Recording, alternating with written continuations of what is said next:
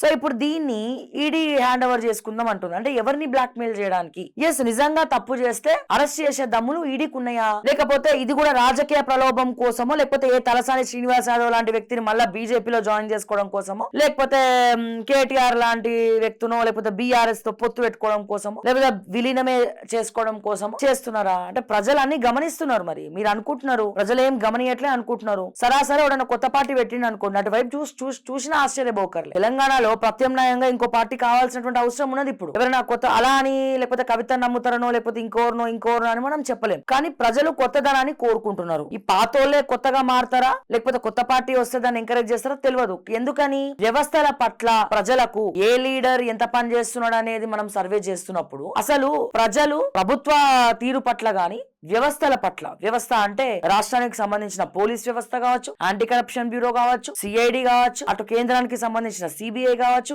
ED కావచ్చు, IT కావచ్చు, ఈ 6 వ్యవస్థలు సరిగ్గా ఉంటే బాగుండేదని ప్రజలందరూ అభిప్రాయపడుతున్నారు. సో దీని మీద సర్వే చేయాలి. అసలు ఈ ప్రభుత్వ వ్యవస్థల మీద నమ్మకం ఉందా ప్రజలకు? దీని మీద సర్వే చేస్తే అసలు ఉందా, అసలు ఏమంటారు, ఏమనుకుంటున్నారు వాళ్ళనేది తెలుస్తుంది.